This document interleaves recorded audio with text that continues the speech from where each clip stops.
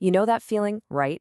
It's 3 o'clock, the afternoon wall hits you like a ton of bricks. You feel tired, your brain's all foggy, and you reach for that sugary snack. You think, hey, this will give me a little boost. But what if that energy boost is the very thing that's actually killing your focus? Well, let's dive into what's called the glucose paradox. It's this crazy cycle that so many of us are trapped in every single day.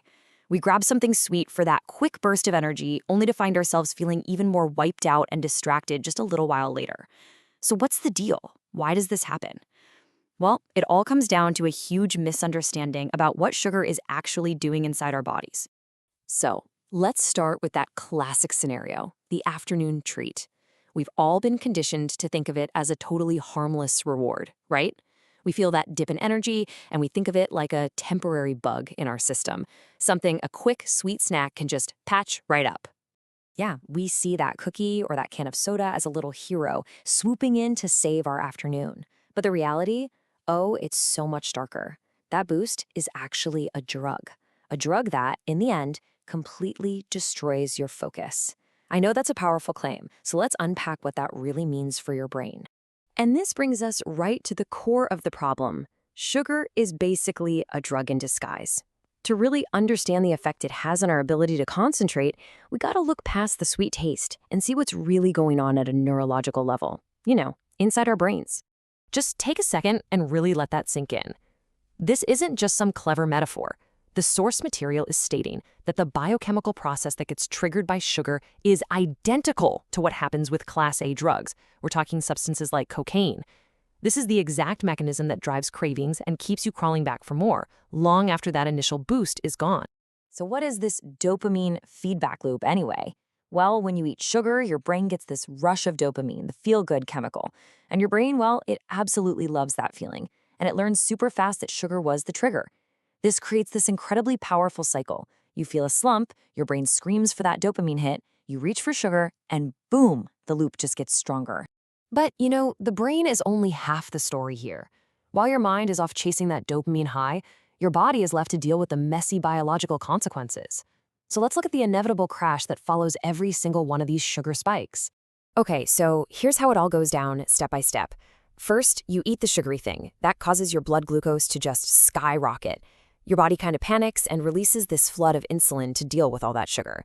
But here's the kicker. It almost always overcorrects. It does its job too well. This leads to a massive glucose crash, dropping your blood sugar way below where it was to begin with. And the final step? Your focus completely vanishes. Your brain is starved of fuel, you feel foggy, irritable, and ironically, you're now craving more sugar to start the whole horrible cycle all over again. So this vicious cycle has this kind of double whammy effect. First, the glucose crash just annihilates your immediate ability to think clearly. But it's also doing long-term damage because your palate gets completely desensitized. The intense artificial sweetness of processed foods makes naturally sweet things, like an apple or a berry, taste totally bland and boring, almost like cardboard. Okay, so that's the problem. And I know it sounds pretty bleak, but listen, the good news is there's a really straightforward way to fix it. We are not talking about some complicated, miserable diet here, but a simple patch for this biological bug that lets you finally reclaim your focus. And this patch isn't a food or a supplement or a diet. Nope, it's a fundamental, game-changing shift in your entire perspective. It all comes down to 3 key changes.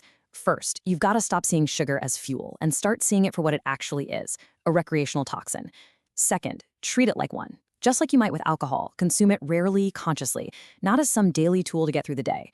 And finally, when you do this, something amazing happens.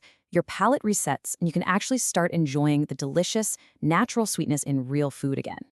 And this right here, this is the whole game.